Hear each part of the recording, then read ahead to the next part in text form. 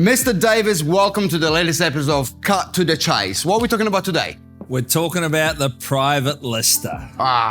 Those people, eh? Those people. Why would you? But, well, you're like, fair enough, right? I've been talking to Lance recently about he's been approaching private listings and asking, like, what are some of the scripts and the strategies around that? And what I found when I was selling real estate with private listings is to actually state the obvious. The worst thing you can ever do is like with any normal appraisal, right? If you push too hard, you sort of have commission breath. But my experience of private listings is when you make that initial contact, and usually they have, don't want to hear from an agent, don't call me. Ring, ring. Hey, the reason for my call, I can see you're selling privately, and fair enough, you're trying to save 30 grand. Like if you actually state the obvious, then I found that you sort of got them on side. There's a lot of tried scripts and dialogues around it, but you've got to treat everyone the same by treating them differently. But I always found that was a really good way to get that initial conversation going. I'm not after your listing. Fair enough, be trying to save 30 grand.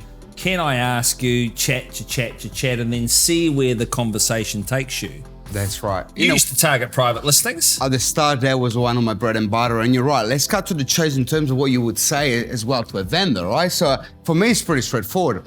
Hey, look, I see you selling privately. You want to save on the commission. Fair enough. But let me ask you this. You want 800,000. If I can get a buyer to pay 830, would you allow me to sell it on your behalf? And people normally say, what do you mean? Like, basically cut to the chase. If the buyer pays for the commission and you get what you want, would you allow me to sell it for you? And normally people say, yeah, I'll be open to that. And at that point, you can have a conversation and say, perfect, look, you got it on TradeMe.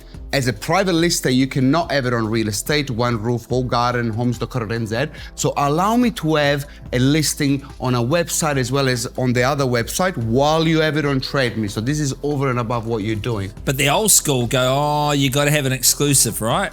Look, it is what it is at the end of the day. These days, yeah, perhaps I probably would say unless you get, but at the start, I was signing any single thing I could. And the conversation was a genuine conversation because if they got it on TradeMe and they got average pictures, they're not doing open home, they're not having the right conversation, the thing is that they're probably not going to be selling it. So if you have a conversation, a meaningful conversation, you're giving some value, and then you actually give them some statistics, some sort of things that they can use at their own open homes. If they can't sell it, guess what they're going to call? I wasn't your first, but I'm going to be your last. That's right. That's what she said. But hey, look, another thing as well, something I used to do, actually, Mr. Murray just mentioned it before that I forgot about it. Go on TradeMe, have a look on the rentals, on the privately listed rental property, the ones that are vacant, call the vendor and say, hey, look, I can see you're trying to rent your property. I'm not here to ask you to sell, but let me give you a quick appraisal to show you what it's worth for maybe insurance purposes or just to give an idea. Would that be helpful? I see it's empty. I can go and have a look at it today. People normally say, why not?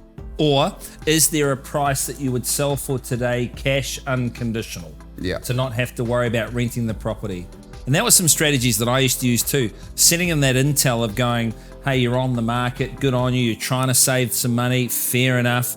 Have you looked at the order of your photographs, your tagline, why you're selling, get some motivation in there. By the way, one round the corner sold for X, one sold for X, and I'd love you to come and have a look at our auction on the weekend. You ring up the auctioneer, you go, what's the hottest auction that you have? And then you invite them to come to the auction or send them the live link to the auction because you know it's going to be a screamer.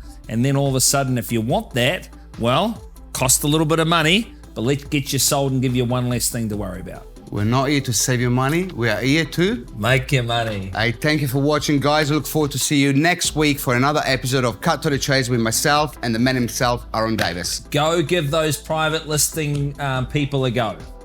There's gold to be made. Let's make some money. Not a crime.